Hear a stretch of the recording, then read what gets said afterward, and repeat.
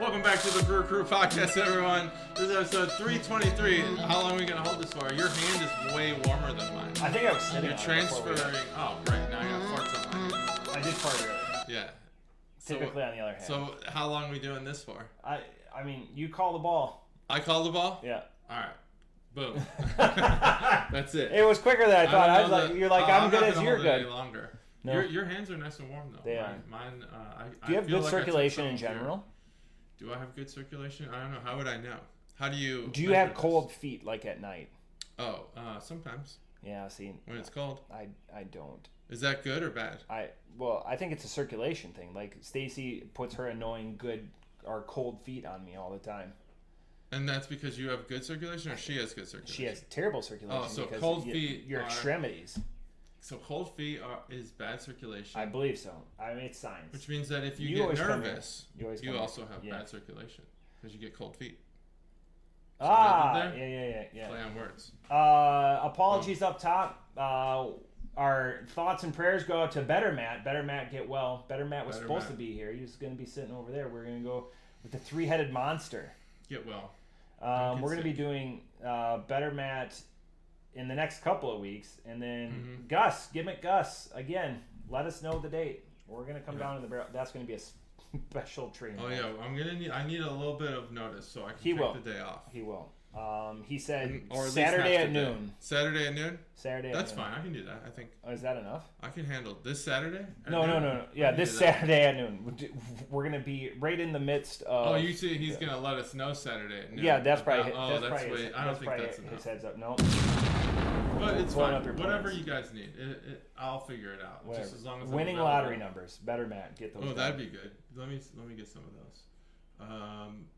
Yeah. Better Matt.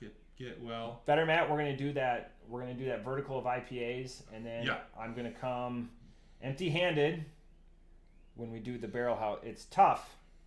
I won't be. You're gonna be there empty-handed? No way. They got plenty of stuff. They've got special things, like they've got zany things. Zany things. Well, I don't know that we've had any zane on this episode. Show. It's going to be probably the kickoff for the calendar, which has gotten brought up a couple of times.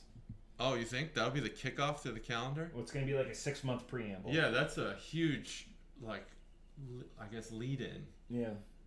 Speaking of Zane. That name, it's not popular, but not it's anymore. Coming back. Is it coming back? When was it ever popular? I knew Zane two Zanes. Smith Zane Smith was a pitcher in the MLB. Oh, gotcha. And we're talking MLB. Yeah. But I don't know. There's a kid at my kid's school named Zane. Not to dox anybody here. Yeah. This is like the Brew or the Yankee bats, where it's just all there's no taper to it. Yeah. It's just we put all the meat on the label. The label's a big thing. When's the last time there's a label on a bat? You peel those off. A label? I understand what they say, like it's where it's etched, it says where it's the. Yeah, I don't think they did they say label. The Doohickey 5000. Yeah, it's more like burned in. Yeah. That would be great for the can opener segment. Burned in. There's an idea. We should write that. I'm going to write that down. For what? I don't know. For what? The can opener segment? Yeah, it'd be instead of painted on or stickers. Oh, you're saying it'd be good for can art to do a burned in. Like an etched can like that, or laser engraved. Laser engraved can. Let's try that. Yeah. They should make glass cans. Think about it. Isn't like there's glass? Well, like on those thermoses when we were kids, there was that glass liner in them. That's why if you get a thermos, it's plastic on the outside, but it's glass on the inside. Oh yeah, that's true. If you get the glass intact, those things are worth a lot of money. Oh, I didn't know that. Like MS, what is it? MS-13? MS, Mr. Science, MST 3K. Mr. Science Theater. That one's worth a lot. Oh yeah, I bet there's thousands probably of dollars. There's probably some good ones out there. What else is good? Thermoses. Stuff? What else is good? Let's see. Beer. That was not how I wanted that bridge to go, but we went with it. I fumbled it. I'll call myself out. I guess I don't particularly have any beer news. What? Well, that's it for today's episode. You got any beer news? We did this episode a little earlier, so it's like I usually have some time to think. But I'm glad I did it. Makes it better. Makes it more real. Beer news. Yeah, live in the moment. Gosh, live in the moment. Beer news. There's going to be something that comes up. I know. Yeah. Last night we had some hellacious storms, and in northern Wisconsin it was some blizzard conditions. Just yesterday, it was fantastic. I almost mowed the lawn yesterday. Yeah. And here the White Sox had such bad wind they couldn't put the tarp on all the way, and they just had to put like little pitching mount tarps on. It's embarrassing what they did. It's embarrassing, but you got to do what you got to do. It's a guaranteed rate. Better, yeah. Field G rate. It's better to not get stuck under the tarp than to put out a professional looking tarp. People getting trampled. When's going to be your first game that you're attending this year? I don't even know. You don't even know? I don't know. Honestly, I might not even get to a game. At least I won't probably get to a Wrigley. Maybe I will. I think the last week in June for me right now. Tickets in hand last week in June. Yeah. I'm going to try. Now with all the baseball that I hope the Brewers win by then. That's my goal. Yeah, maybe. See well, them. They're not going to play the Yankees every day. No. Can't rain all the time. Gosh, I don't know. Baseball, it's a weird. They're in a weird spot right now with the teams that are winning. They're all the popular. It's like picking the 1 seeds.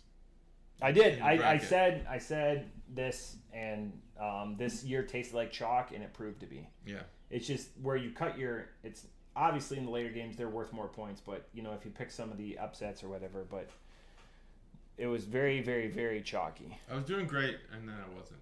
Yeah. I got through the first 2 rounds in 4th place. Out of 60.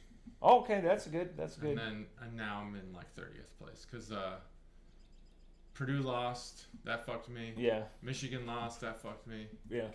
I had St. John's. St. John's was my big one that lost to Arkansas against the showdown of Patino and Calipari. Like the, hey. I had Illinois going 1 round longer than they did. I had Michigan going to the Final Four just because Ohio. That was a reach. That was a hate pick. To poke Ohio. To poke Ohio State. Who's not even Who's your national champion? Duke. So you're still in it. I'm still in it. You're one of 4 people in the country to pick Duke as their national champion. It's not me. I'm right there with you. I had to do it. So I always use. You're a Cooper Flag guy. I do 2 things. I look at CBS. CBS has a strength of schedule stat. Yep. And then I'll look at the point differential between them and their opponents. And Duke just had a really high strength of schedule and a good differential. And I was like, "There's no one's going to beat them. I don't think." Now, if they do, they do. Cooper Flag is a very rangy mid 4, small 5 that can just play 1 through 5 and has Steph Curry like range, and he's indefensible right now with the rules. I have since learned who he was. Yeah. Do you know what state he's from? I don't normally watch college basketball. What basketball bastion of talent is Cooper Flag from? Well, I'm guessing that what you're saying is supposed to throw me off and say something like Indiana. Yeah. But I'm going to say he's from the basketball bastion of Montana. You pursed your lips. You were so close. Maine. He's from Maine. I pursed my lips. Maine. I think there's probably a lot of basketball players there. I can't name any. I can name. I can't name any either. I can name the 2. Well, Trajan Langdon came from Alaska. They have the best player. I think there's only one state, check me on this, that didn't have an NBA All-Star. Oh, well, ever? Ever. Oh, damn. It's one of 2, I know. It's gotta be Hawaii. No. They had an NBA All-Star? Yeah. Who? I know it's either Vermont or New Hampshire. Vermont, they seem like they'd have a basketball All-Star. New Hampshire, I don't know. They seem like maybe they're on drugs. No offense, New Hampshire. What are you on? Now, I will say I don't normally get excited about basketball, but the Bulls did something to the Lakers that I thought was phenomenal. What a great ending to a game. I watched it 1,000 times. I love when it's a home game and the home team succeeds in a way that makes the crowd go nuts. And it happens all at the same time. Yeah. What an awesome ending to a game that was. So it's Vermont, by the way, that doesn't have. Vermont doesn't have a All-Star. Yeah. Damn. Sorry, states with 4. Real-time research. Yeah, real-time. I this is just weird stats. Yeah. Yeah, Duncan Robinson's from Maine, North Dakota. Oh, okay. Interesting. Yeah. I would. Yeah, I don't know who's from Hawaii that is an NBA All-Star. Somebody, obviously. Maybe it was like a service member's child or something. Because I don't know like any. I'm trying to think of like Hawaiian sounding names, and I don't know any. That were NBA All-Stars. But it doesn't mean that they have Cedric to be Chuggalos. Okay. Don't know these people. So this is how much Vermont is the lone state in which an NBA player has never been born. Oh, born. Well, 7 try harder. States. Yeah. Try harder. Cedric Chuggalos, Hawaii. Phil Jackson, Montana. Mike Miller, South Dakota. Jerry West, West Virginia. Interesting. Yeah. Okay. Yeah, there's 7 states right now that don't have anyone representing them, but Vermont is the only state that's never had an NBA player born, not an all-star NBA player. Because Cedric Chuggalos is, do you remember when he played? Who he played for? Nope. Cedric Onions, Ceballos or Ceballos? Nope, not ringing a bell. Lakers. He was with the Lakers. Yeah. You've heard of Phil Jackson, obviously. I've heard of Phil Jackson. You've heard of Mike Miller. That name sounds familiar. Yeah. Double nickel, white guy. And then Jerry West, obviously, the logo. Yeah, Jerry West, the logo. Yeah, logo man. Yeah. Popular in trading cards, the logo man. I believe it. Yeah, it's popular one of one, but popular at a lot of if any of you ever watched, anybody analyze sports card checklists like somebody used to do and stopped doing, those one of ones aren't rare.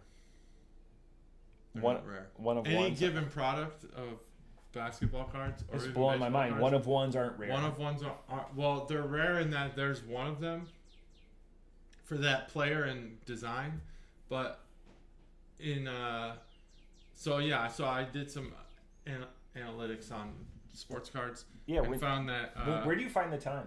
I don't anymore. I used to do this. It was I wanted to beat the system. The system was breaks.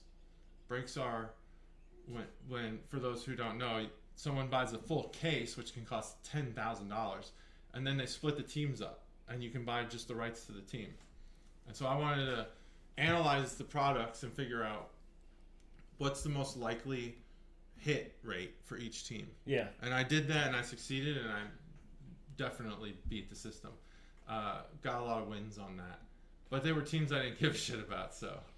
And that's the good lesson learned. You had all the Sacramento Kings that you wanted. The highest likelihood of the hit is the teams that no one wants. Yeah. So like most of the products I would get was like the A's or the Blue Jays. I got a couple cool Vladimir Guerrero Jr. cards, but like the autographs were never of him or Bo Bichette. So anyway, there would always in a lot of these products when you added up all the one-of-ones, there'd be like. Let's say for just Topps Chrome, for those who are initiated, you'd have like 800 one-of-ones for all the different players and all the different like insert cards and stuff. But you'd have like, 10 unique one-of-twos. So it's 20 total cards that are numbered out of 2. So it's harder to get a card out of 2 than it would be to get a one-of-1. Interesting. That's what I'm saying here. And a lot of times it goes all the way to 5. So if you collect sports cards, oftentimes it's harder to get a card that's numbered out of 2 than 1. The math checks out. Mm-hmm. My mind's blown. It's true. It's true. I would say that for a player as high caliber as Aaron Judge, who has a lot of attention, or Shohei Ohtani, they probably have tens of thousands of one-of-ones out there. Jeez. Not difficult to get, and the price, the market's just not priced correctly, because no one's doing this analysis anymore. Someone was. These jerks.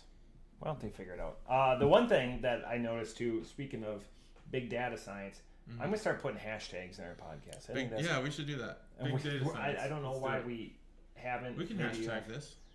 Like craft beer, It'd be cool to if we had like a producer, we could timestamp the topics we talk about and hashtag those topics. That way, when you go to them, it goes right to that point in the video. Yeah. That'd be great. Again, Steph. It'd be hard to do ourselves, though. We're busy, man. We got families. We got families and jobs. I've got a job. You got a job? Yeah. All right, let's drink. All right, we're going to start with guest beer. Guest beer. If you don't I'm going to guess this beer. Yeah, guess the guest. Cold. It is cold. All right, this beer is called Pink Cowbell Strawberry Milkshake IPA. It is from Chuggalo Randy Orton. Chuggalo Randy Orton. So this is famous Chuggalo, long time Chuggalo. Listen, still to this day. I mean, he was there. Was he one of the? Was he at the start? Was he? Yeah. At Fox. I would say. I know it was me, you, Hoff, was and he at Cobra. The start at Fox? That's a good question. I know it was 4. Was it 5? I would say that he was in and out. No. Was he at the meeting though? Right. Like I know. Well, we met a few times. Yeah. And this obviously this podcast stemmed from Happy Hour being basically the same people over and over. I feel like he was on his upper trajectory and was trying to focus on not leaving work early, and probably came maybe once or twice, but never. I think maybe we met 4 or 5 times. That sounds about right. And then we were like podcast. So I'm gonna say, was he there from the beginning? Well, I don't. This is hard to say.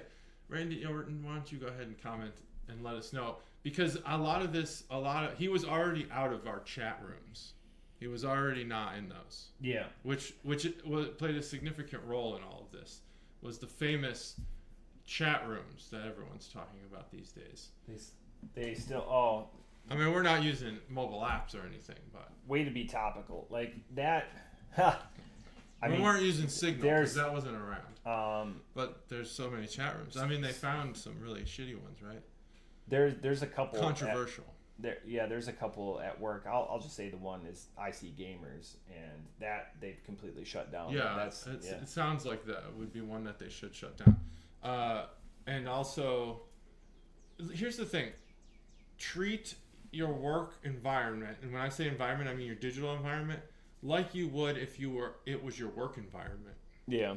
Don't be chatting crazy shit because the chat room is filled with people that you trust. It's not them that you have to worry about sometimes. There's admin on these things. A lot of it is public rooms. Just don't find a private room, create a private. It's still not. I wouldn't even. It's still not. It's still not 100%. But like, it's just what you do. Like in the privacy, I'm gonna bring it. It's like the privacy of your own home. All of us, 3, 2, 1. You keep going. You can't say something like in a bar and be like loudly, proclaiming it. Oh, by the way, I've got a bar situation. I'm gonna bring this up. Sorry, man. No, that's fine. I'll take that one. No. It's just very excited. So I was at a bar.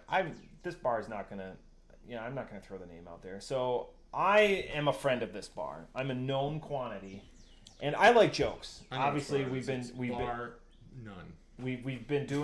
doing a beer podcast for years. Everyone knows I'm the second funniest guy on this podcast. I had a beer poured. I left it on the bar because I was there by myself. I went into the bathroom. I came back out. There was a individual. I'll just say a female because it paints the situation. She goes, very trusting of you to leave a bar on or a beer on the bar. Very trusting. I go, yeah, like even guys are getting. I'm known. She goes, just to let you know, I dropped 3 Rohypnol in your drink. Established female said that to me. If that's a role reversal, I'm getting thrown in jail, right? At least cited, chastised or something. I don't know. So I laughed. I think I laughed it off. I thought it was funny. Yeah, it's funny. The situation where if roles are reversed, equitable. I think the cops might actually get involved. I don't know if you'd be arrested, maybe cited, because at that point it's not really even like a First Amendment thing. That's like a safety thing. Yeah.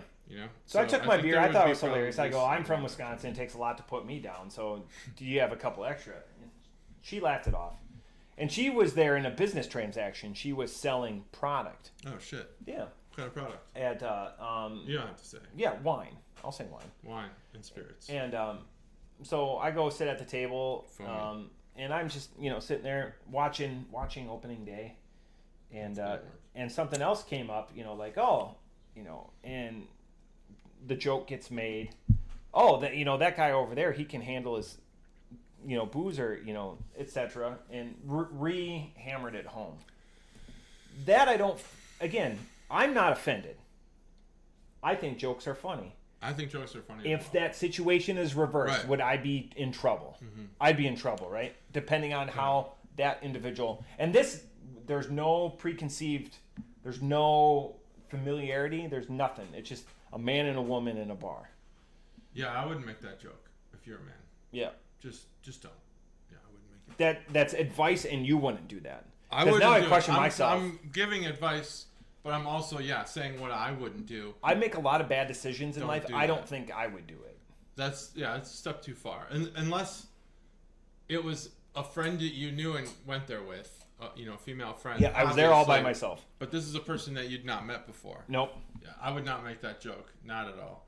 No, I will Funny say joke. Leaving your drink on the bar is rare. Is a rare occurrence. I just didn't want to take it in the bathroom. I know. So I choose my bathroom breaks based on the in between. I had to go. You gotta go. Sometimes you gotta go. Yeah, I should have went before I got to this establishment. That's where. By the way, they didn't lose a customer. I'm not put off by it. I just bring it up. And we've got a beer podcast. In this situation, if it was a role reversal, would it have been handled different by different parties? Now, men are getting roofied. It's been happening. I think on college campuses a lot, and I'm not sure what's happening to them. I think it's more of just a. Can you get tumescent while you're roofied? What is tumescent? Erect. I don't know that you can.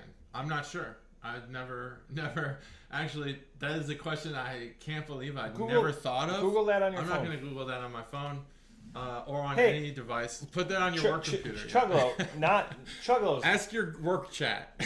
Google that. That's the title. Ask your work chat. Ask your work chat. Can you get tumescent on Rohypnol? GH. Okay, I did not know that's what tumescent meant. I like that word. That's a great word. I think it's more of a. I think when it's like college kids, and this is not a good idea. I think they're doing it for. I think they're basically what they're doing is they're inducing. Welcome to Good Ideas with JT. Yeah, don't listen to anything I'm saying. Let's block. No, don't tell them. This is a podcast. We want them to listen. No, listen to me, but not this part. Good Ideas with JT. This is just it's a new segment. Think of this as like when people teach other people about horrible events in the past, like the Holocaust. We're not saying do the Holocaust. What we're saying is here's what happens. Here's what happened in that situation. I think college kids are doing it and basically inducing blackouts in their friends. Yeah. Now, I can't say that that's always the case, and I don't think that they're roofing men so that the men become erect. I think if it's malicious, it's so that those men could be raped. Yeah, and I'm not sure that. I think that word actually might need to get beeped out for YouTube. I think there's a rule about that actually. The last 15 seconds of what you've talked about are not eligible to be the episode title. I just want to be able to none of that should be the episode title. But I'm saying that it's like this. I don't know.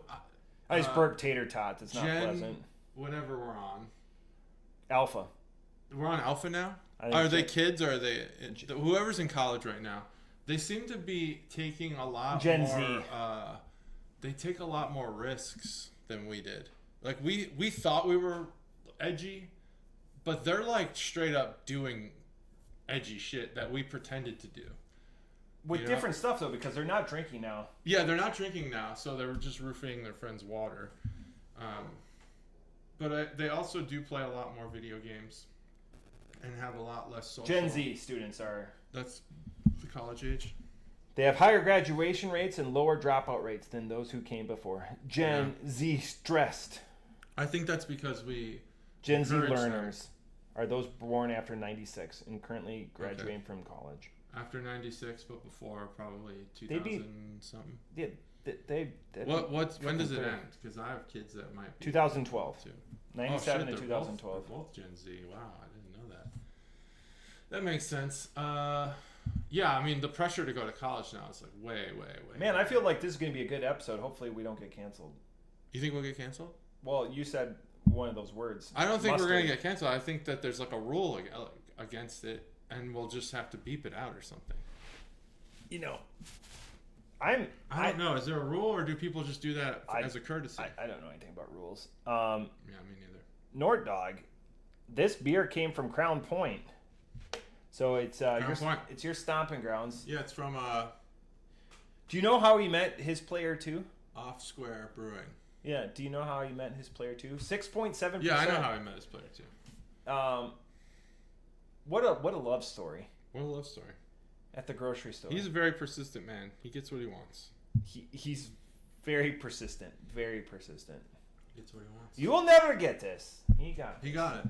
And that applies because her last name is very Eastern European. It's not Kazakhstan. No. But they filmed it in Romania, so. Yeah.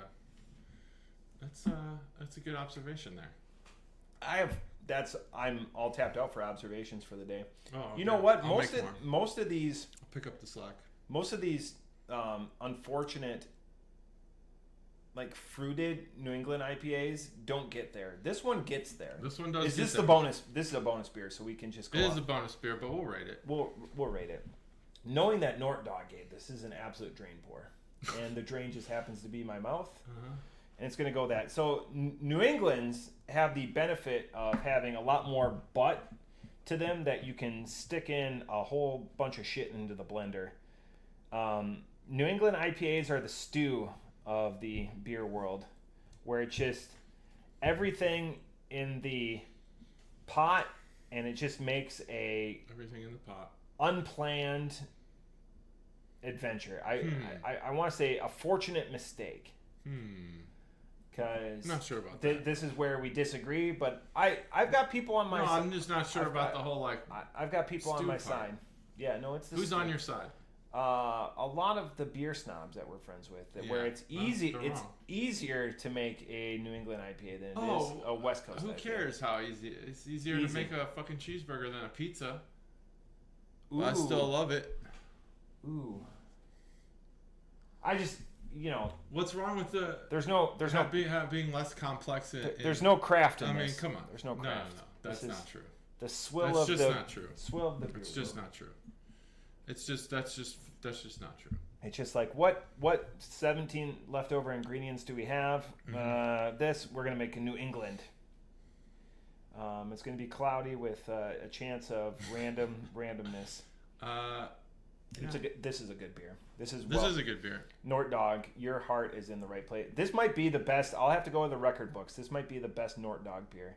Nortdog, had you brought this to the Beer of the Month Club when you were still a part of it, one, you'd probably win because it came in a pint can. And two, it's just a really good beer. The weird thing is it's only a 6.7. Imagine that beer club now, though. We'd be so much more pretentious about it. You would think so. Back then, I think there was a lot of beers back then that were we'd be way more drain stratified. pours that weren't. We would be way more stratified. Yeah, way more stratified. I still want that tall grass half pint Hoff. So, Nortdog, if you listen to this, go tell. Tell Hoff. Tell Hoff. And my one work-related comment: stop stealing my people. But that's shots fired. You get beers like this, you can have them all. Wow, you can have them all. He's going after them all. Good news is I'm going to give him a list of them. It can't last forever, and eventually no, I'm going to run out of my people. My company's going to come and win all of it. That's what Bulldog said. I told you I was going to bring this up. Oh yeah, we did during the week or whatever. He got a little bit emotional that he didn't know about the coin though.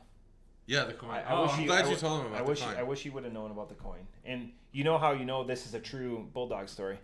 Yeah. He didn't know about the coin.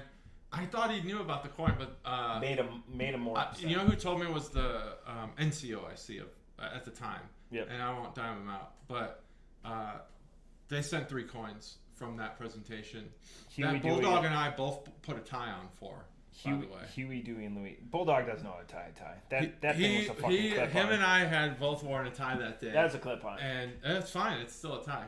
Clip-on's still a tie. That spit landed right in that can. Did it really? No, it landed like right here. I'm not a germaphobe, but that was impressive. Did it go in the can? I don't think so. I don't think so. But if you don't want to drink it, you don't have to. It's a good beer, though. So, yeah, they wore a tie and they got the coin. I got to take advantage of his generosity. Unbelievable. Do you think this beer was ever in my fridge? Nortdog, let me know. I bet this beer was in my fridge. My fridge I bequeathed him. So Bulldog got emotional. We worked well as together. Much as he did. We worked well together. He spoke of you very fondly. I hope he used a southern analogy that just was phenomenal. Something about like his grandma and. No, you sucked harder than an 82 Ford sidestep. That's what he said. He always had some. Just the southern guys always have the best ones. They're just like That's what he said. You sucked harder than an 82 Ford step side. It's fine with me because I don't know what that means. So it's the truck where there's a step coming into the. No, like that was a good thing. Oh, like, a Ford side step on like a truck. Yeah. Oh. In front of the wheel well. That's where the side step was. Oh, in front of the wheel well. Oh yeah, I remember those. Yep. Yeah. Step side. Yep. What's up with that? Yep. Chevy S10. You remember those? Yeah. My dad had one, and it was my mom and dad at the time. Yeah. And how much tail did that thing get you? Me? Yeah. Nah, I wasn't old enough to get tail at the time. Yeah. I was old enough to ride in the back 28. with no seatbelt and just get fucking annihilated by the road. Man, the standards have changed since then. Can't do that anymore. Was Road a brunette or a blonde? Was that her middle name? Road? I never had a bias for one way or the other hair color. Hey, ouch out to the new subscribers. I know Foxy gave me shit. I told subscribers. So he was 157. We're a couple above that. I wish I knew. I think one of them is Sub Racer's dad. Yeah, let's get into that. I don't want to. If you're interested in competitive, if you want to watch a YouTube, you want some more? Or no? Yeah. Does spit bother you? No, you already took. Does spit bother me? No? Question mark? Should it bother? I know it bothers you. You're the germaphobe of us. Yeah. Yeah. I am actually. I have a problem. But if you are competitive in nature, but like me, suspended. Oh yeah, there's a little bit at the bottom there. That's good. But if you're like me and you don't like you don't like to play video games. I never figured out why. I just can't get into video games. Yeah. But I don't mind the competitiveness of a good, digital experience. The marble racing is a phenomenal. I need you to pick up the rest of this. Yeah. To actually tell the viewer what to go watch. So I will get to that. I had it and I lost it. I'm sorry. No. Where JT says he's good on a good competitive digital experience, what he's talking about is going after the one real female in a Yahoo chat room. But anyways, Yahoo chat room. I don't think I've ever been in a Yahoo chat room. I remember the old chat room. He was all about ASL, and everyone said they were a female, but there was only one, and JT found her. Remember when they used to get banned for using bad language? Oh, yeah. What the fuck was that about? Stars. Damn, those are the old days of the internet, man. Shift 8. You can't say that. Sub Racer is designed by our good friend, Mr. Sub Racer himself. Yeah. And he uses design tracks as well as designs tracks. And all you have to do is go to Sub Racer at YouTube. I like the design tracks. You make a comment. And you're a racer in his next. You're a marble that goes around a track. Sometimes it's 10 laps, sometimes it's 1 lap. But there's a lot of hijinks. And if you like, what's that old? I like. What's that old race? The cartoon Wacky Racers. I don't know. Hanna-Barbera. Like late 50s, early 60s. I don't know. Wacky Racers. But check out Sub Racer. But I do know Sub Racer. And that I watched. I think I did. And what I liked about that, I was surprised. I thought, I'll just be honest, as an old person with gray hair, I was like, this is going to be just like marbles, boring, going. No. There's like cheats and stuff, like the marbles fall down this one hole, then they get, they're propelled to the front, and there's all these speed like little tricks and shit. The Brew Crew podcast took 6th in the last race. 6th place? 6th place. Damn, if you ain't first, you're last. That's what I heard.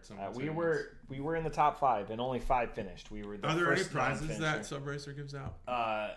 I'm not supposed to tell people, but the next race. $1,000. $1,000. Yeah, I heard that too. And if you win and don't get your $1,000, shoot us a comment down below. I know his personal information. I will make sure you're in touch. I'm a big fan of like behind the scenes stuff. I watch a lot of YouTube videos of behind the scenes like development and stuff. It'd be cool to see how those are made. It's an idea. Maybe get some of the techies subscribed. Yeah. If you ever want to give some, I don't know if giving insight into how you make them would actually tip too many people off on how to like compete with you as a YouTuber. But I think it'd be cool to see. We're talking about stuff in the future. I like development. Actually, I'll save that for the next beer. I'm gonna give this beer a score. All right, let's score this beer. Nortdog's a 5 always. Nortdog is a 6. Wait a second. Now you just went Sville. There's a just couple making up scores. There's a couple people in our sphere who get higher than a 5. Stev, Randy Orton, Sville, Hoff, several others. Better Matt. It's in the name. I think like Better Matt, Stev, and Cobra don't really get scored now because they appear too often. Yeah, like the Busch Light Police. They're kind of like part of the team. The Busch Light Police, yeah. Yeah, the Busch Light Police. I listened to that maybe a year ago, and I remember the sirens, and I was like, "What the fuck is this?" We really put a lot of production. We're still going at it. Yeah, we're still trying to come up with new Busch Light commercial ideas. We're gonna have to choke up the bat and do it once. We should. Off the top rope, this actually offers something new. It delivers the strawberry, the milkshake, whatever. Again, that's tough, but the strawberry was there. The particulates were there. I'm going to go, you know what? I wouldn't be too displeased having this beer again. Off the top rope, 4.5. That's a good score. It does something new. I agree with you on every aspect. I think tastes like the Special K strawberries that are in the Special K. Yeah, the little dried out ones. Yep. So this does have real strawberries, which is good. It says it on the can. It's got real strawberries, fresh strawberries. It says, I don't know about that. You think they're fresh? Oh yeah. You think they're fresh? They get them fresh and they don't let them Actually, right before they sealed the can, Nortdog was waiting for him to stick the strawberries in there. He just damn, dude. That's much different. So you said this, Crown Point, Indiana. Wow. So I think milkshake IPAs are not my favorite IPAs. I like the New England. This is a New England IPA. Yeah, I like the New England, which I've talked about before. It's never come up. But milkshake, I don't particularly enjoy because I think lactose has this, just like, I don't know. It's got like a. Please say milky. Yeah, milky. It's got a almost sour, but not in a cool sour beer kind of way. What am I trying to say? The bottom line. Have you ever buy the iced coffee that comes in the carton? Yeah. You know, like Khalifa or Khalifa. Yeah, whatever. Yeah. And sometimes I forget I bought it. Like after I drink about half of it, I put it back, and I forget that it was there. Maybe someone put the milk in front of it, and then I just don't. I gotta see it to want it. And then you go, oh, I got this iced coffee, cool, and you pour it, and it's sour. It's like kind of sour. I don't see Amy Smart at all, but I still want it. I'm different. Yeah. I gotta see it to want it. When my eyes are closed, I don't want anything. You're like Gandhi, like a Tibetan monk. Exactly. I'm like a Tibetan monk. So anyway, it's like that. I don't really think lactose. I think we need to start. I think we need to take lactose and get rid of it and start moving away from it. And one of the positives of this beer is that they use vanilla, but the negative is that they also use lactose. Here's what I do. I would be willing, and maybe we don't get this beer from Randy Orton if they do this, but I would increase the cost by about $5 per 4-pack and increase the vanilla and decrease the lactose. That's what I'd do to this beer, and it would be probably perfect at that point. So $4.75. Holy shit! No, it's really good. I mean, the strawberry comes through just as you said. I agree. I said at the beginning, I agree with everything you said. But what gives this a 5? I mean, if you just shift those two things, we're there. This beer is amazing. It's not a 5 though, because lactose. It'd probably be a 5 if Randy was here with us drinking. Oh hell yeah! Sometimes company can amp a beer up. Yeah. All right, next beer. Good beer, though. You said you had a new topic for the next beer. Nortdog. Yeah. So I will be a part of a stream marathon coming up in the future. And is it in a hot tub? It's not going to be in a hot tub. It's going to be at my computer. I've got to smell that hot tub. I saw Hinterland. This is from Wisconsin. Hinterland. The unfortunate thing is this is not one of the best breweries in Wisconsin. Green Bay. It's not. Can't believe it. Yeah. Why would I drink this? It's.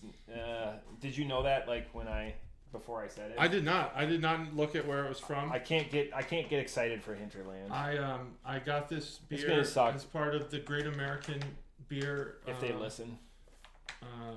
Club. Yeah. And this is, let's see, which beer is this? Door County. Yeah, this is inspired by Endless Summers in Door County, which we all know is in Doorland, Wisconsin. The creation of this beer was truly a labor of love. Well, that maybe it's different then, because it was a labor of love. Always light to drink, this brew has a refreshing hint. I won't even say it. I won't say it because I don't want to taint the review. But do you want to know more about Hinterland beer? Do you know these people? Do you know Bill Tressler and his wife Michelle? I feel like you'd know them. If anyone knows them, it's Matt. They started Hinterland in an old cheese factory just outside of Green Bay, Wisconsin, with nothing. Let's open it and I'll read it so that you can get a good taste. I don't want to read too long. Oh, it's primed. Yeah, it's primed. That's good. That's a positive. Best thing about this beer. 3, 2, 1. All right. So while you get a good taste, it was outside of Green Bay, Wisconsin, in a cheese factory with nothing more than their Cherry own limited funds. Wheat on the nose. Sweat, passion, and insanity. Insanity. I think that this can does not represent a beer company that is insane. I've had beer from companies that are insane, and this doesn't have the can art of a company that's insane. Through many twists and turns, Bill landed a gig as the editor for Beer, the magazine. I didn't know there was a Beer, the magazine. It's like Mad. Yeah, magazine Mad, for the magazine. Mad people. Where he just got hooked into the beer making world. Blah, blah, blah, blah, blah. Lots of words here. And then, so let's just go to the end and talk about that. Great now, content. 20 years later, Bill and Michelle still lead the Spurt. I think it's supposed to be Spirit, but there's a typo. Of Hinterland through a passionate and talented staff. Along the way, they've launched 3 restaurants because we believe in great ingredients and great tasting experiences. Here's the thing about that. Restaurants do not necessarily represent a brewery that is making good beer. They represent a brewery that's succeeding. Period. That's it. So the cherry is a very light hint of what like a Luxardo or a luxurious or a high-end cherry. It's a wisp of that flavor. You need to amp that up. I need to clean my palate. I think that other beer fucked me up. 25%, 1,000 more to make this happen. And I understand that's ridiculous. Hinterland, I love their location. Yeah, Lombardi Avenue. I love what they do. They're the shelf turd of Wisconsin beers. There's too much Packer stuff going on here. What else is Packer on? Lombardi Avenue, Green Bay, Wisconsin. Those 2 things alone. Lombardi Avenue is like it's enough. The North Fairfield. It's something that cuts through. Oh, it's just a long strip. There's no Hallis Lane. Yeah. Well, I know, but they've also talked about moving Soldier Field. They would never move. They should move Soldier Field, actually. Yeah, they should move Soldier Field. I can't wait for you guys to be the Arlington Bears. It'll be great. The stadium's going to be so nice if they do that. They're not going to move. Soldier Field, because of the tax breaks they get from being a monument or a national, historical site. Yeah, from the soldiers and whatever. That's there's ways to do it. Chicago's the 3rd largest city by population in the country. Green Bay is not even in like the top 200. And now we're gonna be good. Where Green Bay has done, they're the 3rd largest stadium by capacity. They didn't start out that way in the NFL. Yeah, what is their capacity? 81. Oh, 81. That's much, much more than I thought you'd say. Much more than I thought you'd say. What's the top? I mean, damn, 81. I mean, college stadiums, you're AT&T. You're like 100,000. AT&T is number 1. AT&T is number 1? Yeah. What do they hold? I thought they only hold like 70. No. That's in Texas. TB's. We'll miss you, Bob. I know Penn State is like 101. Happy Valley. Well, the Big House is the largest in Michigan. It's bigger than Happy Valley. I didn't know that. How big is that? 105. Ooh. I've been to Penn State, never been to Michigan football game. Penn State, fun stuff. Yeah, that's so many people all in one place.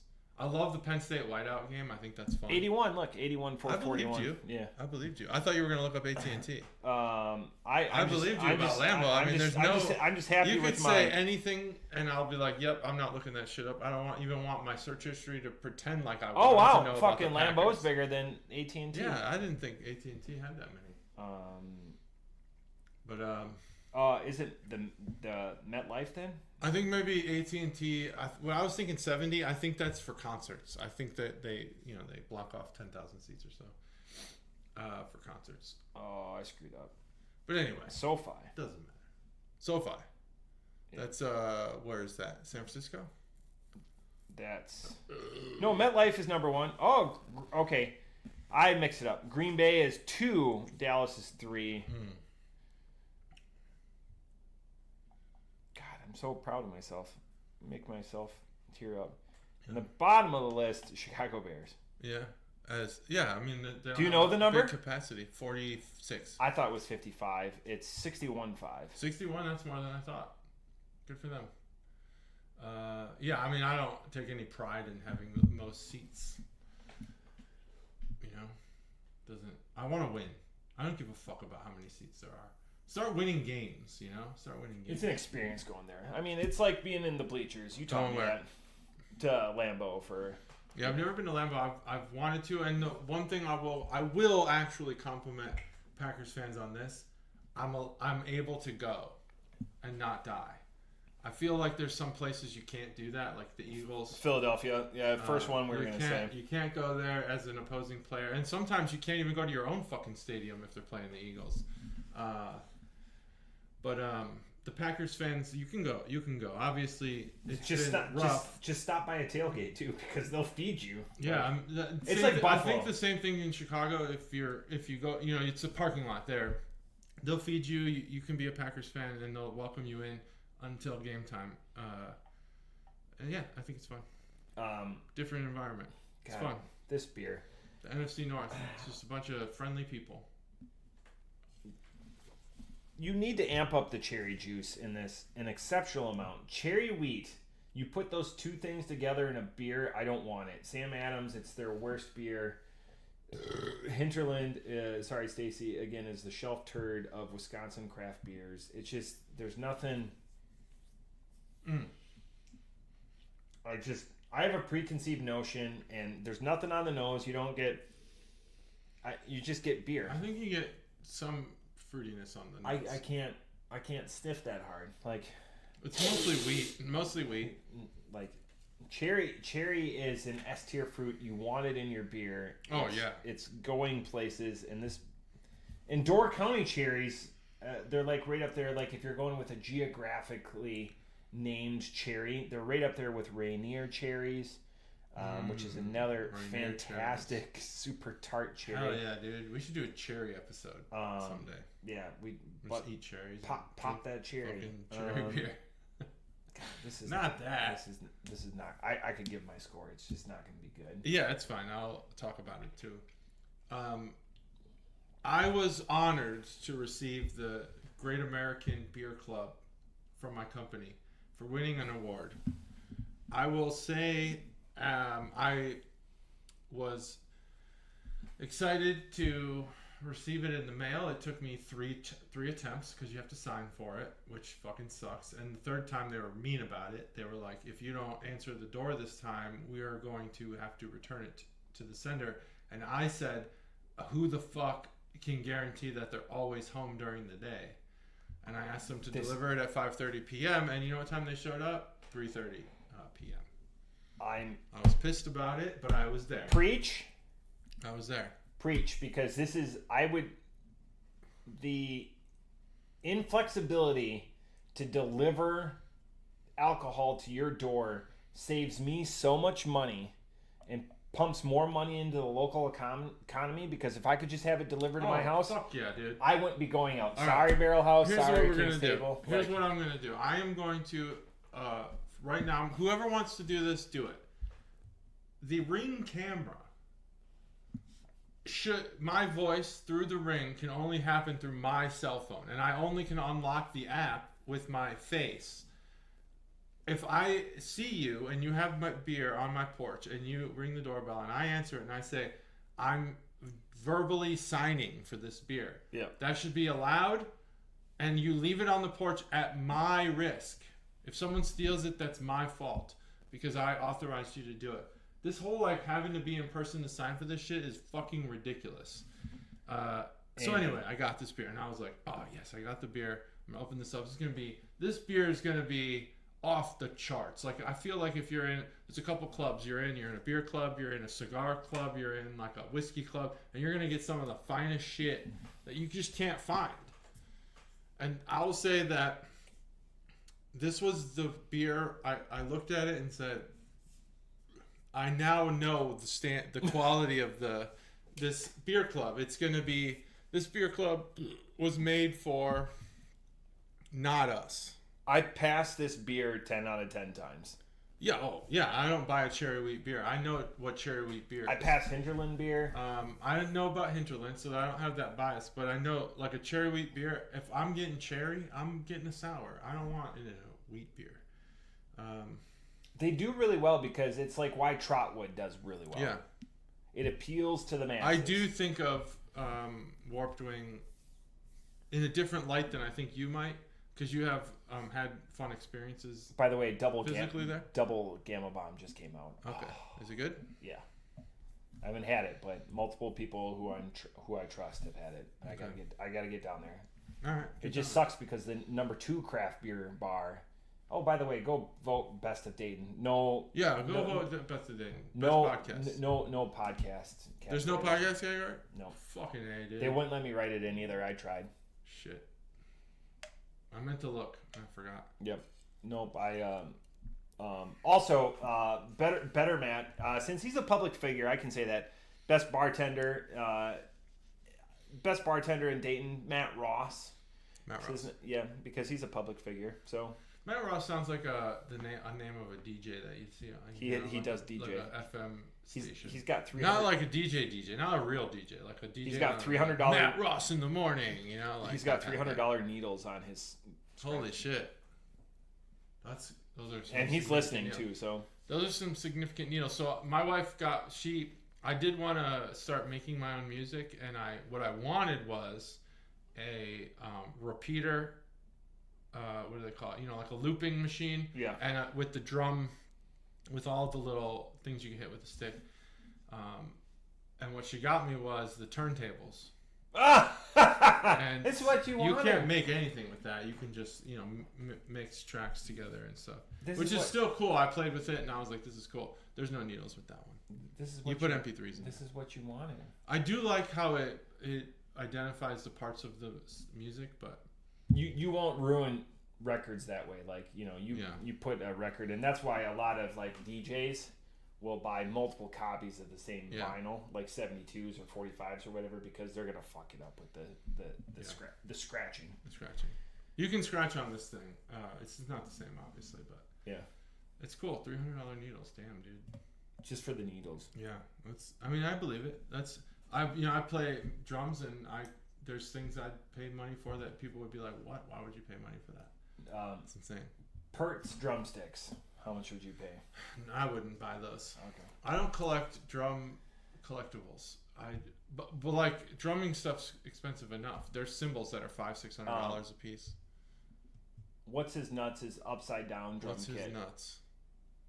Travis Barker? Tommy Lee. He did the Tommy Lee where it went upside over down, the crowd. Yeah. No, I wouldn't buy that. I wouldn't. You already have it. It's I already have it. I have it. It's upside down. It's on my basement ceiling. I wouldn't buy that. I don't really care much for Tommy Lee. Tommy Lee's good. I just don't really. I don't care about that. Motley Crue. Yeah. Their stuff is expensive. I don't understand it. The hi-hat stands for $300. You don't even get. There's not even a cymbal with it. It's just a stand. It's a pretty cool stand. And then like drum heads, those are expensive too. $20 to $50 per, and you're hitting those literally, and they will break eventually. But you're paying for them. I'm gonna give my score because go for it. Off the top rope, this is a 2.75. Cherry wheat is just saying like disappointing shrimp. Sad hand job. I'm Hand just thinking of other like euphemisms that like 2 words like where you read them consecutively and you're like, I see. Disappointing hand job. No, sad hand job. Sad hand job. Like if I'm just gonna paint the picture for everyone that's still okay. I won't. Is it about tears and stuff? Because no. You don't need a lubricant. It's just like somebody who's not involved. Just they're not into it. I got it. You know. Yeah, they're not into it. Yeah. Okay. I'm glad that you told me. Overcooked steak. Overcooked steak, not good. Well done steak. That's 3 words. I like that you told me what Hinterland was, and that we've established their kind of their popularity. D tier. Because I don't need to think about the implications, if I'm like, oh yeah, you're making fun of. No. Like we're such an influential podcast that maybe this would ruin them. This is like that turkey whiskey terribleness that you brought across the train tracks from. This is like, what the fuck? This is like shots fired, like that brewery that we had 6 years ago from Chicago. Whiskey Hill. Yeah, that's turkey. Close. Yeah. It was something like that, turkey knob or something. Knob Creek. That's turkey, that's why I had Cobra, and we just kept fucking. Yeah, I know. That was epic. Whiskey Hill's still around. They're good. They're doing great. They're actually doing better than Metal Monkey, which closed. Metal Monkey was like super popular. They were distributing and everything. Why they close? They ran out of business. You gotta buy more stuff. What do you mean I gotta buy more stuff? God, I look so tan on this. It's amazing. I love it. I look so old. So pale. Yeah, I didn't want to. I noticed it. You got old like in the last month. I got really old. I grew my beard out. That's what did it. I grew it out. It's thinking about just being old now. It'll be great for the calendar when Santa Claus is fucking here. Santa Claus is fucking here. Who's here? You'll be gray by then. I'm already gray. Yeah, but it'll come all the way around. I'm not going to be Santa Claus. I'm going to sit on your lap and review beers. This beer is everything I just don't look for in beer, basically.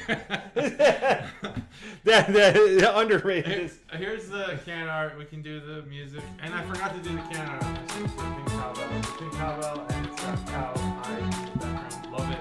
This one's got a topological map.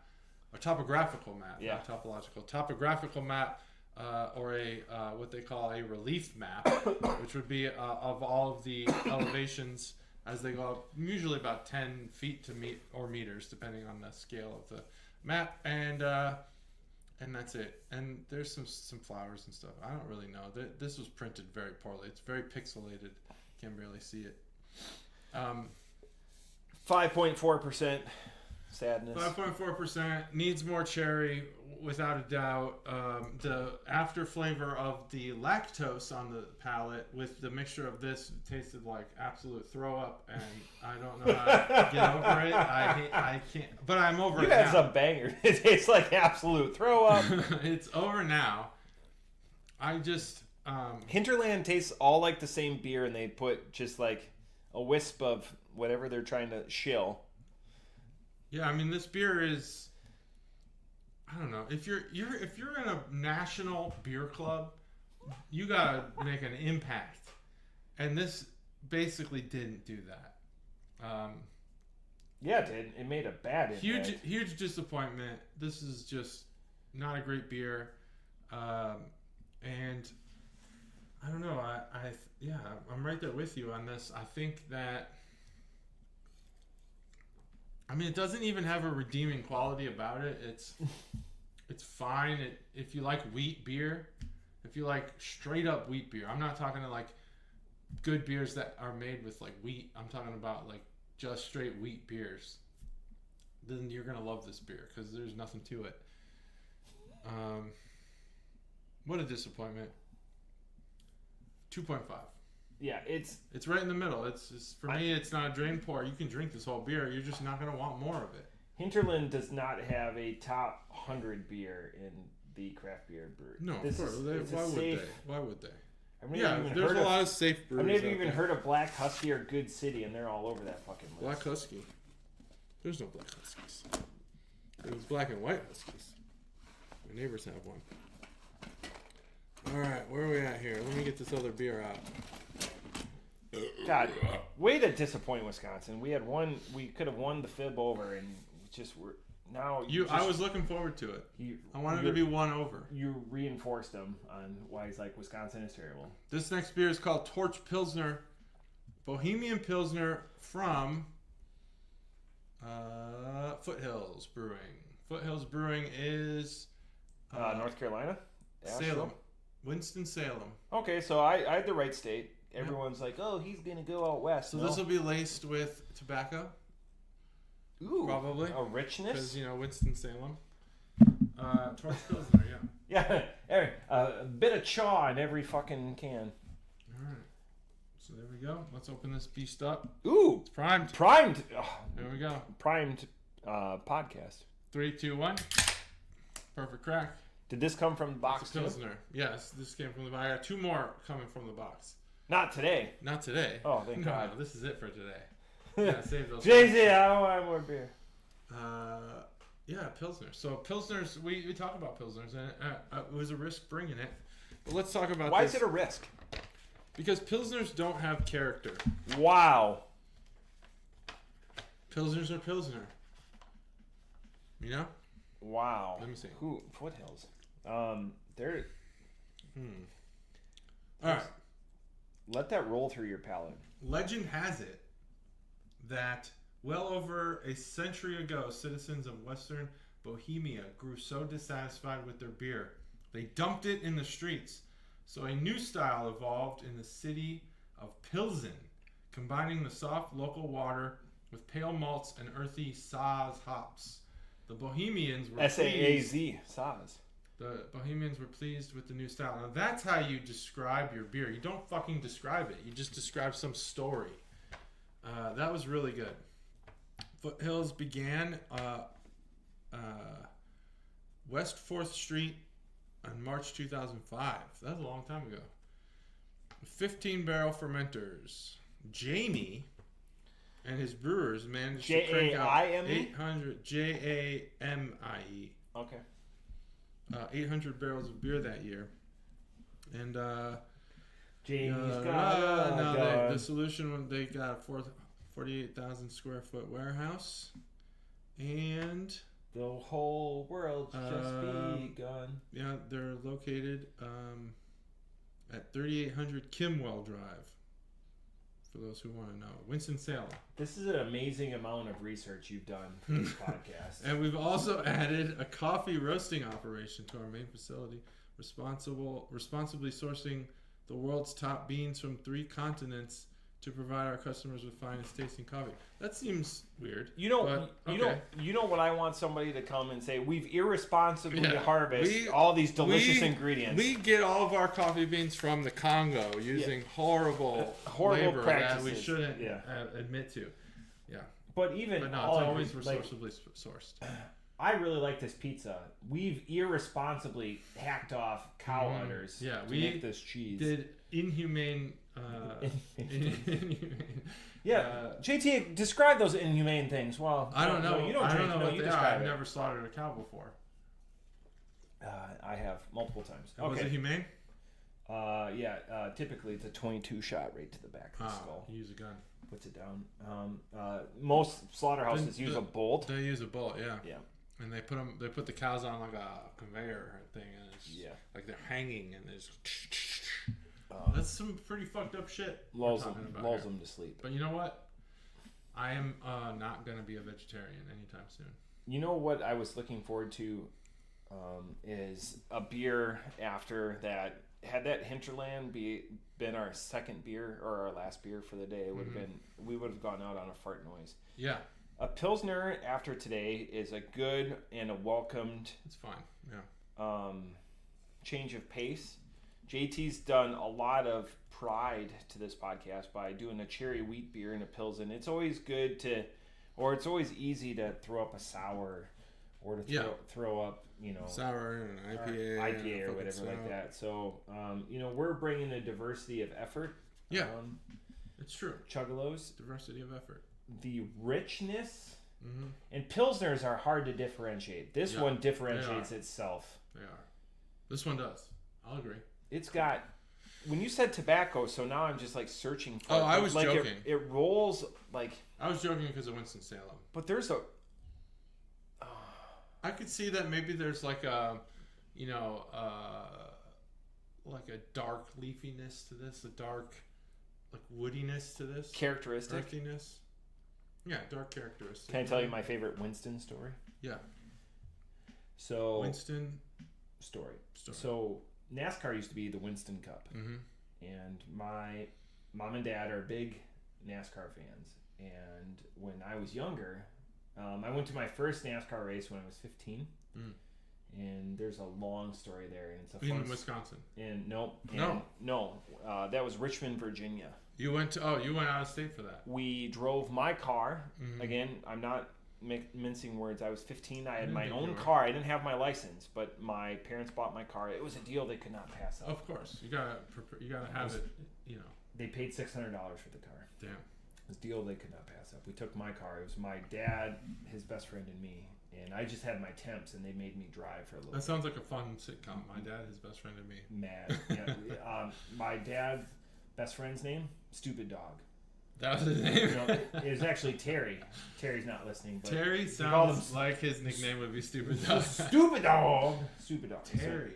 You don't see a lot of Terrys anymore. Good guy, though. So, fun stories. That would be like an Ask Me Anything or like the Patreon account. That would be a great beer drinking episode. Because my dad likes to Brew Crew Trivia. My dad likes to drink beer. Oh, yeah. Do it. Steph could do it. Steph could do it. What was your dad's best friend's name? Terry. Stupid Dog. Terry. 100%. He's going to write that down. We'll ask you I know that. We're going to ask you in 12 months. We're going to write that down. So the second race I went to was Talladega. And Talladega is the track that you want to go to. High speed, 2.6 miles, the highest speeds, before they put on restrictor plates, blah, blah, blah. So it was the Winston Cup. And the gimmick was for Winston Cup races, you could go and they would just handed out cartons of cigarettes. Hell yeah. So hell yeah, dude. I'm not a smoker. No. And I'm barely 20 years old. I got promoted. It was in April of that year. I got promoted to staff sergeant over the phone. And I drove down with my mom, my dad. No better way to celebrate. My two uncles and my aunt. Smoke. And my mom and dad, heavy smokers. Mm-hmm. They're like, hey, you go. And I go, I don't smoke. And they're like, yeah, but we do. Yeah. And these are cartons of cigarettes. I mean, that's cigarettes. Like $40, $30, $40 back then.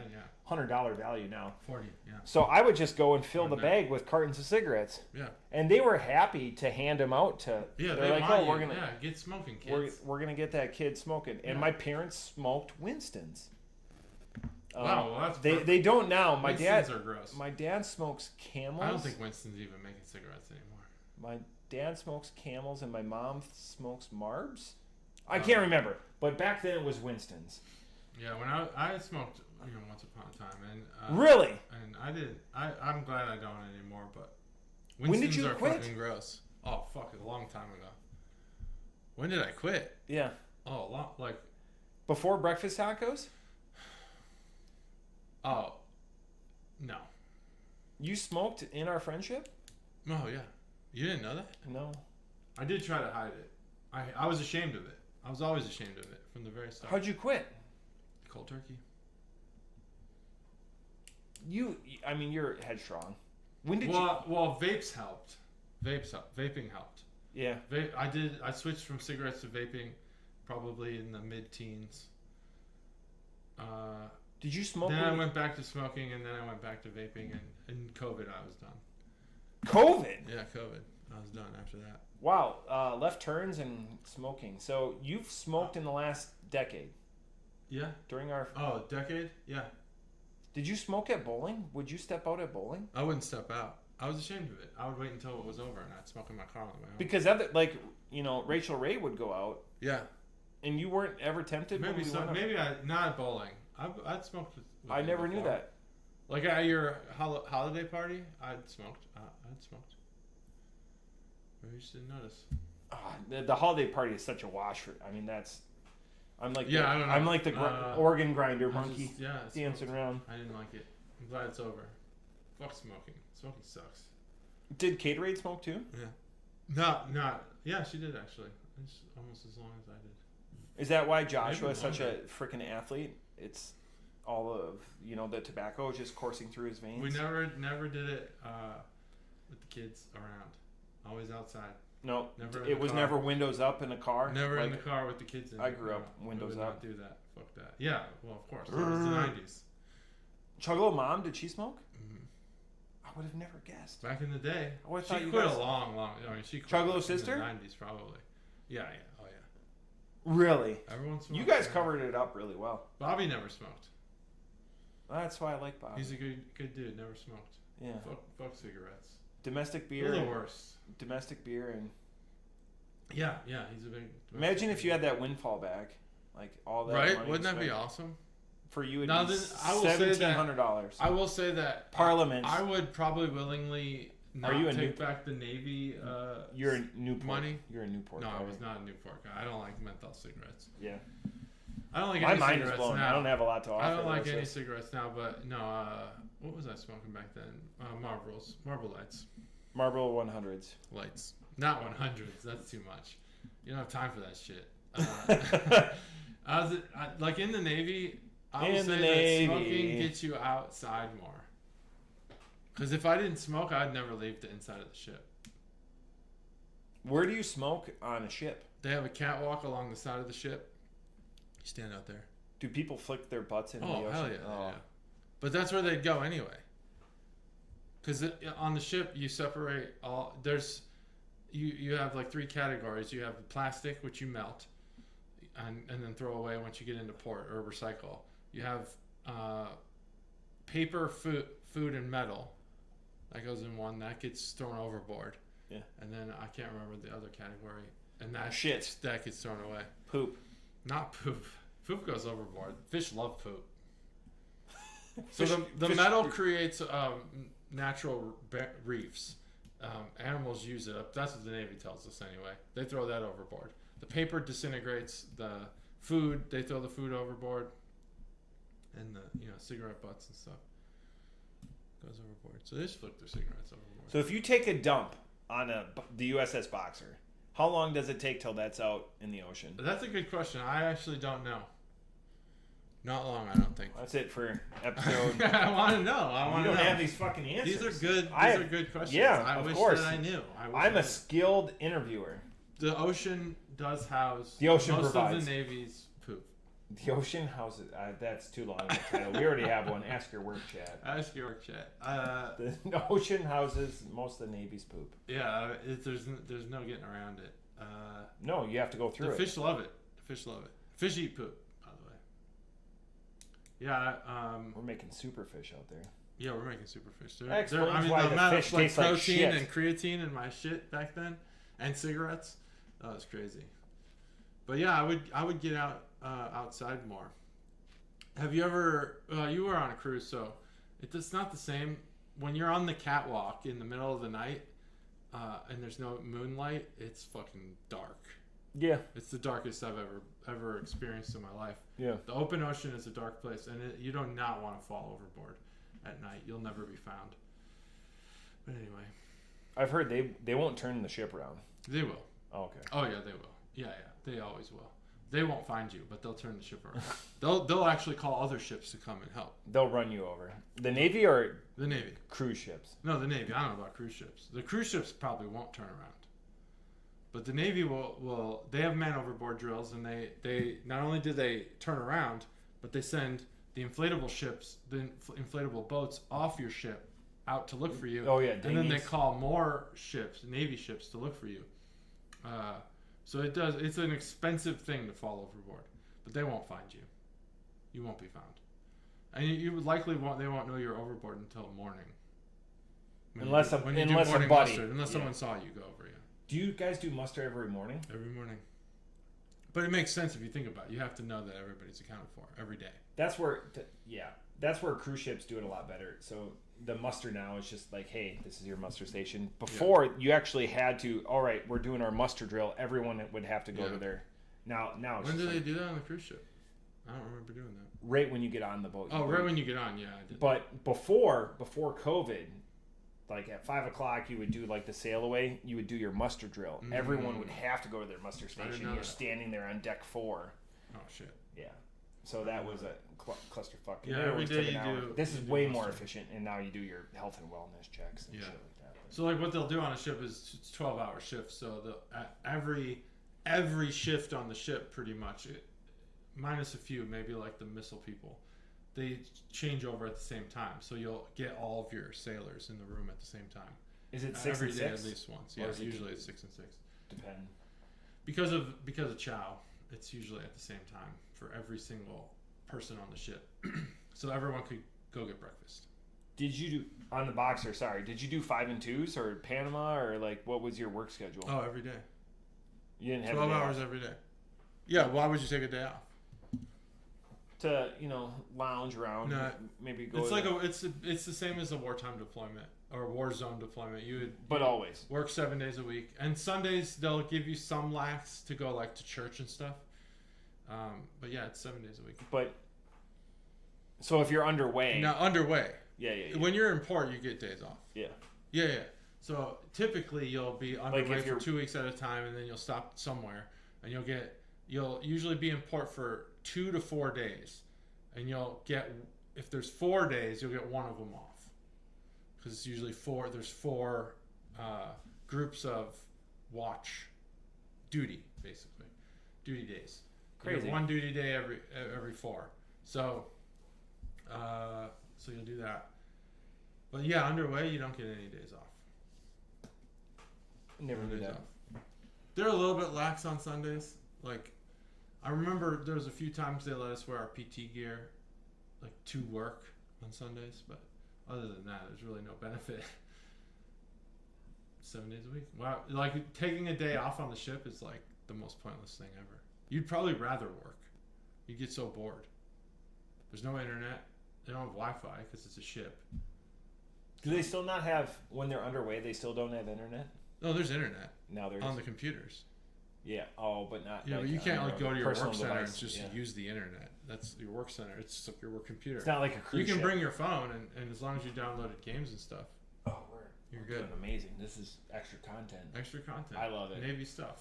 Yeah, but yeah. So no days off. Once you're in port, you get days off. Yeah. That's it. So then you just work more. The worst is having a day off. What do pilots do on their day off then? Because the pilot has to work. Oh yeah, nothing. Bored. They're bored. But they get to sit like in their ready rooms or something like that. They have spaces. The pilot, if anyone who has been in the Navy or has experienced the Navy will realize that officers and enlisted is a true class separation. Officers have there's benefits to being an officer in the Navy. I don't know that every service has this type of class separation. They probably have. I can speak for the officers. Go. Does the Air Force have like a lot of benefits to being an officer? Yeah. Like on the Navy ship, well, money, other than money. Obviously, money is the key. But like on a Navy ship, there's no like internet cafe for enlisted sailors. But officers, hell yeah, there's fucking internet everywhere. You can do whatever the fuck they want. Yeah, and the pilots have a little bit extra even because the pilots have their own places on the ship where they can congregate. Only officers can go. No, only pilots. Only pilots. Yeah, so there's definitely only officer places on the ship.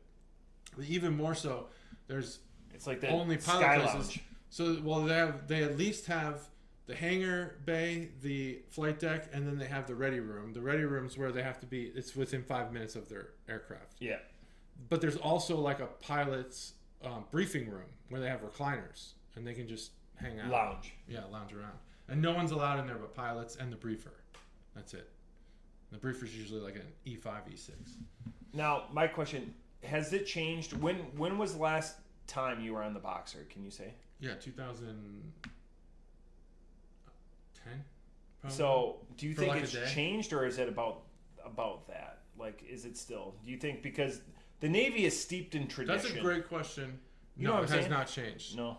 I actually just searched YouTube for videos of the USS Boxer just for nostalgia. Yeah, it has not changed. I understand, and there's a lot of people that will never watch this. I have a very strong nostalgia bone. Yeah, you do. Like it's an incredible thing. So I wanted hang many things off of it. I did want to see if there was some changes. Now I think they have some Ospreys, and they've so the mission has changed a little bit. Yeah, Harriers. Yeah, the mission's changed because the theater has changed. You know, they're not really deploying to the Middle East anymore. But then you have to change. Their maintenance people have to be on there. Like that, all that's different. Like So the MU changed. They used to have the 13th Marine Expeditionary Unit. Now they have the 5th, I think, on the Boxer, and they have the Ospreys. So how many people on the Boxer? 1,200 sailors and 2,000 Marines. And the Marines typically will leave 3 months in and come back after 2 months. Yeah, so they rotate. Yeah. But the sailors, the 1,200s, 1,200 are permanent duty sailors. Yeah. So how many Pilsners are on the ship? Very few. It depends. I would say probably more than 0, but less than 100 most of the time. But if you're underway for 45 days, every 45 days that you do not hit a port, you get a free beer. 1 beer. I think you get 2. Is that the most like cherished, like when you get it? Yeah, it's called the Steel Beach Picnic. Everyone goes to the flight deck. That's the Steel Beach. And I wouldn't say it's the most cherished. It's the day. It's just the experience of like everyone's there, both shifts, no one's working, and it's just kind of like a relaxed. It's almost like Wog Day. Wog Day is when you pass the equator. It's just like it's not really that fun, but it's because everyone's together. Yeah. At the same time, enjoying the ocean, enjoying the moment. Enjoying the moment. And so the Steel Beach picnics are every 45 days. Is that we had 2? Is that under like SK control? Like who controls? Yeah. That's all SK. Yeah, like so that's highly regulated. It's very highly regulated. Yeah. But we trade some shit. Yeah, I think I had 3 on our first one. Just enough to make you feel good. Oh, the big oil can, the 25 ouncer. No, 12 ounce cans. We had those. We had those on the cruise. The big oil cans. Because of where we were in the world, we had Fosters. We had 2, and they were in a row, which is not what you want to do because that means that you experienced 90 days underway without a port call. Oh, and that sucked. But it was because of the piracy stuff. We were in a mission. So if you're gonna do one thing in the Navy on a ship. Active missions is always better than just sailing around port to port. My favorite like Navy story that I was a part of, it was caught in the documentary Top Gun Maverick. Yeah. That I was a part of that mission. That was a cool mission. I was on it. I love that movie. I want to watch it tonight maybe. It's so good. I watched it on the plane. They don't need to make the sequel. I understand from the cash grab. I understand. Make money. Don't make another one. It's already underway. So, God, it's going to be so good too. And we're going to be like, oh, like Tom Cruise will not just make a bad movie. One I just don't agree with the John Hamm character. I just don't agree with it. I love how Warlock, his his DO was like, yeah, like he knew what was up. And that's why Warlock, Charles Parnell got cast in the newest Mission Impossible movie. Is because of what he did in that movie. Oh, okay. Because they filmed it well before COVID, but it saved the movie theaters. Yeah. So I definitely. You're welcome. Love Tom Cruise. Yeah, that was great. I just don't agree with John Hamm's character. It's just not. There's a lot of things from the perspective of what I do with those admirals exist. Those admirals who are fucking assholes, they exist, but not in that world, in that pilot world. In the ops world, yeah. Yeah, ops world. Yeah, it's just not. They're not there. Anyway, all right. This Pils was a welcome departure from the Hinterland beer. It brightened up the room, even with its dark can art. JT and I don't get a lot of these opportunities. I feel like this has been like an ode to our friendship rather than, and we did 3 beers to this. Again, thanks Nortdog for that kickoff beer. That's going to be the best beer of the pod, so you can take that. Out of 3, Nortdog. That's a very prestigious. 3. It is. This is one of the best Pils I've had in a long time. I would like to share this with guys like Chuggalo Dave, Chuggalo, Todd, my father-in-law, by the way. You want to? With the rum bottle. I got you. He doesn't here. I know Todd doesn't, but you can remember the rum bottle that I brought up? Yeah. He listened that night and texted me. He said, "This is yours." I don't know. I apologize. Yeah, it was never that. Give it to whomever you want. Thank you. It came up very quickly. Yeah. And we explained so we had a kerfuffle. I feel bad. I feel like I'm going to eat a shit sandwich the next time I see it. Where's the rum bottle? He's got it. All right. But he thought it was a gift. He's saying, yeah. But my 6-year-old daughter bequeathed him a bottle that I just wanted to. It's awkward now. It's not awkward. Weird. It's not awkward. We're texting back and forth. Congrats on your man who doesn't drink anymore. Congrats on your new vehicle, Pa. What do you get? 2025 Chevy Traverse. Docs. No, because they're selling thousands of them. He had to wait for the color that he wanted. Chevy Traverse. Wow. His color that he mauve. He really wanted mauve. Yeah. What is that? Brown? He had to wait a long Turquoise? time. I don't know what mauve is. Google that. I'm not googling mauve. Chuggalo Pa is actually googling what mauve is right now. He's like, "What the fuck did you say about me?" Yeah, my car's not mauve. I'm gonna get beat. I'm still afraid of him. As I should. Yeah. You should have a healthy fear of your father-in-law. My father-in-law cut with words more than physical violence. Does he make fair? He's like, "You're gonna be fucking Santa Claus." My daughter doesn't belong with Santa Claus. He liked me. He liked that his daughter was with before 40, because you're 34. Before right? 40, I'm still before 40. Yeah, you're 34. Even if we went with a real age, I'm still before 40. 30. I'm in 34. 34.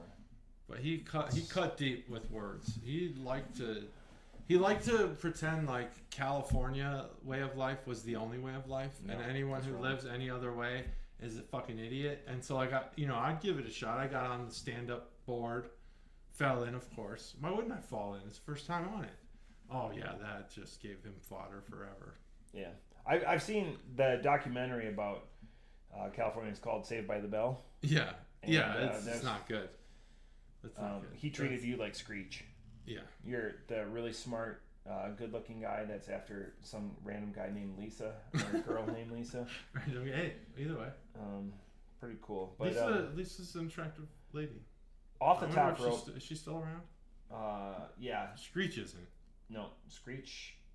Actually, I've got stories there. He was on a comedy show that my ex-brother-in-law was on. Oh. Off the top rope, I give this a 3.75. I really enjoy this.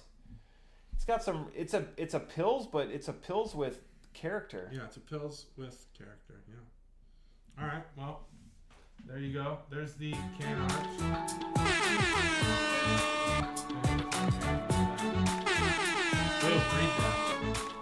All right, that's it. That's the can art barn segment, and it is an old man with a beard. Brought to you by Nortdog. Definitely brought to you by Nortdog. I was getting there. No, you weren't. I forgot to do the brought to you by, but it is brought to you by Nortdog. I thought about it earlier when I was looking at this can. I thought that I gotta make sure I say it. I wish I had a second camera. I'd be like, that's shenanigans. It's brought to you by Nortdog. Randy. Yeah, kiss Chuggalo mom. It's got a real darkness to it, which made me think that this beer was going to be a Pilsner or a stout, or not a Pilsner, which makes me think that this beer was going to be what it was. A porter or a stout. Given like the shades that are on this can. Yeah. But no, it's a Pilsner. So that's cool. And it's from Winston-Salem, which led to a lot of great conversation. So the can art wins the day. Flavor. While he's drinking that, T-Mobile fans. T-Mobile, get your baseball. Get your baseball. Last day you can redeem your. I got it from Chuggalo Nicole.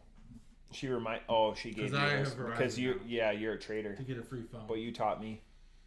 To get 4 free phones, not one. Phones. I got 4 free phones. 4 free phones. I'm gonna get some more. I think T-Mobile's offering something similar now, so I might switch back. God, it's so weird to bounce back and forth. It makes me scared. I don't like change. I don't. Well, you know what? What do I? Yes. Verizon has the free hotspot unlimited, and now I've been using that a lot because they make me go into work now. I hotspot my phone unlimited. Well, it's 100 gigs. Like. Oh no, mine's unlimited. It's. You know how much I've used since January 1st? 900 gigs. That would be so weird if I knew that. Because I had to check because I thought I was getting throttled. because I do a lot of video calls. My company requires video for like 90% of the calls. Yeah. And it's fucking killing my tethering. And so this video doesn't even take up a gig. What I was trying to do was trying to make an argument to get a hotspot. And so the company was like, we have a hotspot. Here's the plan. And it was 30 gigs a month. And I was like, I'm using way more than that on my phone. They're like, you can get a hotspot or you can get a mid craft beer of the month club. Mid. Yeah. I think this is probably an expensive craft beer club, if I had to guess. It's probably pretty with stuff like Hinterland. Considering I get 2 months of it and not a full year, I think it was probably really expensive. To think that I'm getting 2 months and not a full year.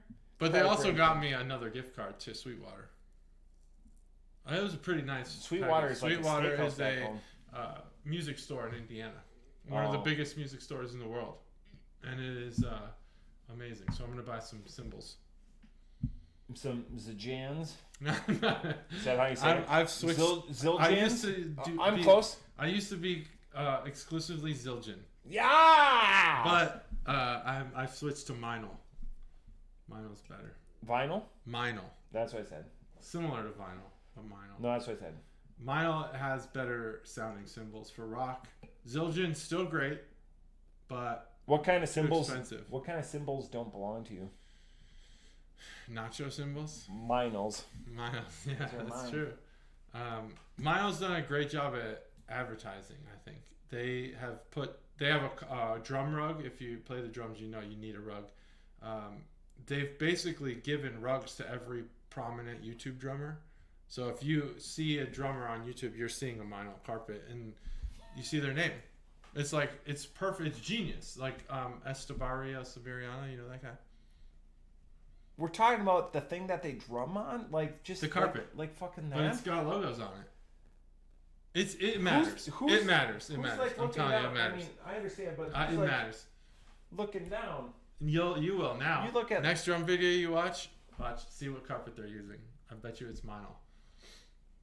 I want it. I want that carpet now, but I can't. Was it like Chad Smith that goes, Chad Smith probably. Go look at my rug. Yeah. No, like, lots of guys have it. Almost every Instagram and YouTube drummer. It's like, And they're using Meinl cymbals, which matters too. And their logo is just an M. 20 Ton donates all bassists hats. Mm-hmm. Yeah, so I would say that Meinl they're just better at marketing. Zildjian has like a bunch of different kinds of K customs and A customs, and they put the A or the K or whatever, whereas Meinl's just their logo on every cymbal, so you can't miss it. It's just they're just better at it, and they've come a long way. Meinl cymbals, I have Meinl cymbals now. Do you have a Meinl rug? I want the rug. You don't even have a rug. Sponsor me, Meinl. I want the rug. I do want the rug. We'll put the rug under this fucking table. I gotta get the rug. I got a rug rolled up there. I got a rug that I got at Walmart for $13. All it does is prevent the bass drum from sliding forward. Yeah. No, I understand. Yeah. You're hitting it and it's gonna slide forward. Yeah, I'm right there with you. 3.5.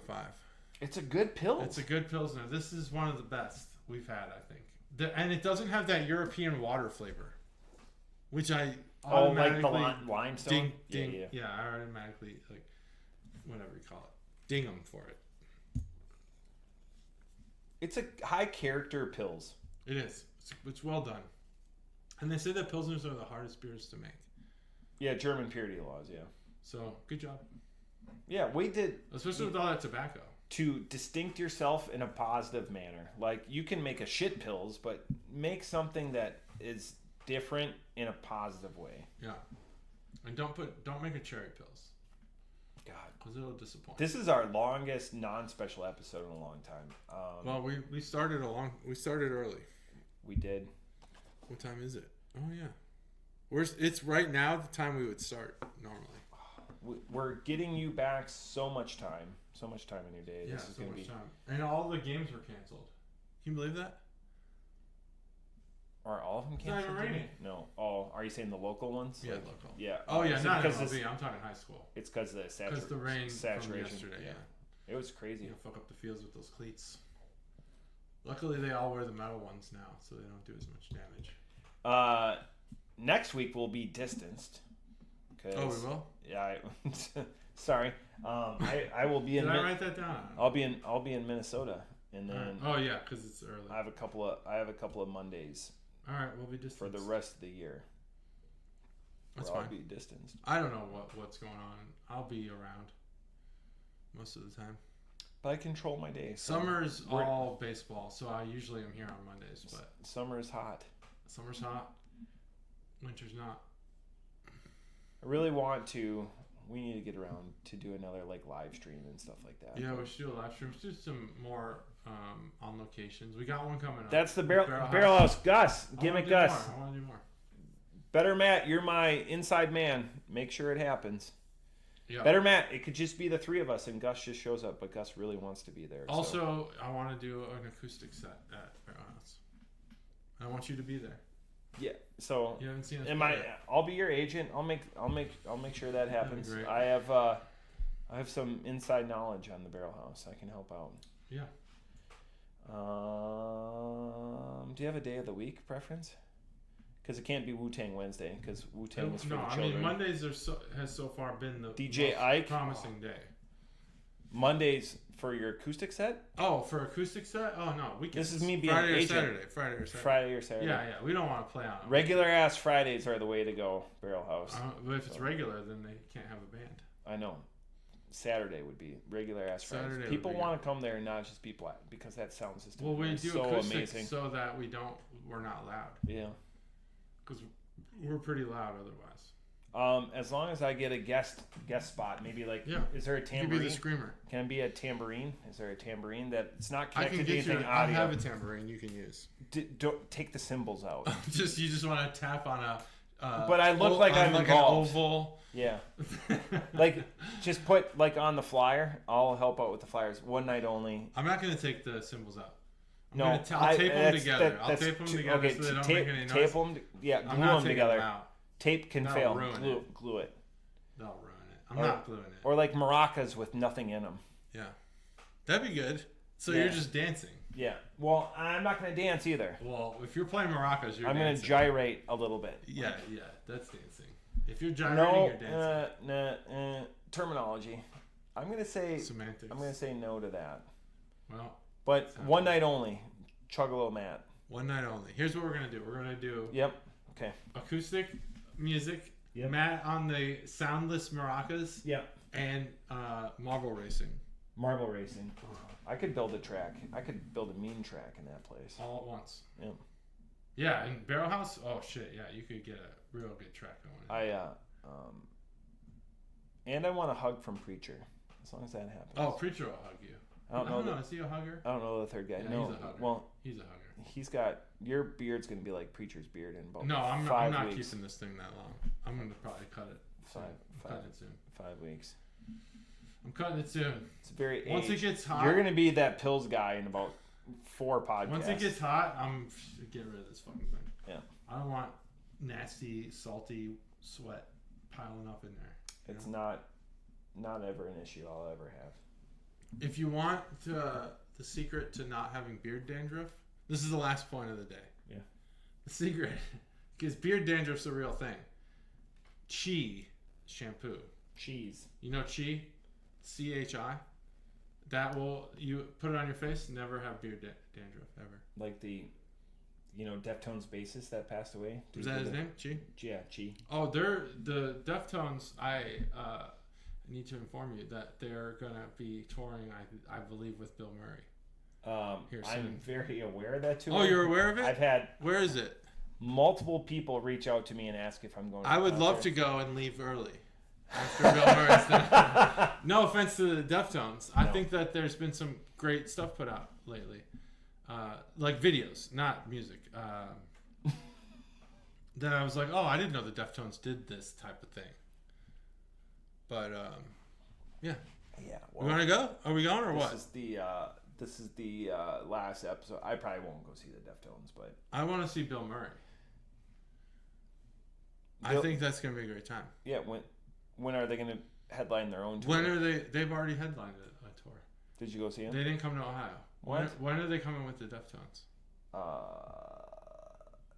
I'm on their street. I'd have to go check. I have attended concerts and left before the headliner.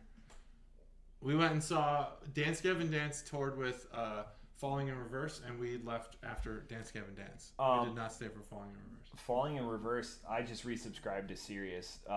Liquid Metal is my station, by the way, so that identifies my Sirius affiliation, and Falling in Reverse is all over Liquid Metal. They're very good. I like their drummer, and I think their music's catchy and perfect.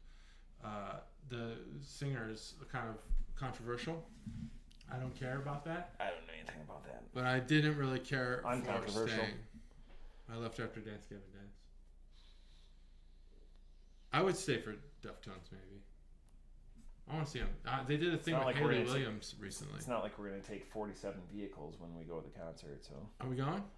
Sounds like we're going, folks. So stay tuned for that. Live episode coming from the Deftones Bill Murray concert. $300 tickets. That's so much. It's a lot. What if you don't want to stay for the headliner? Yeah, I don't think they care. That's like buying a sober ticket to the... They actually challenge you on that. I want to do it. I won't stay. Okay. I'll leave. I've left early before. I'm here for sound check, and then I'm fucking leaving. $17. That's true. Some sound checks you can't attend. Yeah. That's it. That's episode 323. I like this energy. I just need... Yep, 323. It's over. Bye.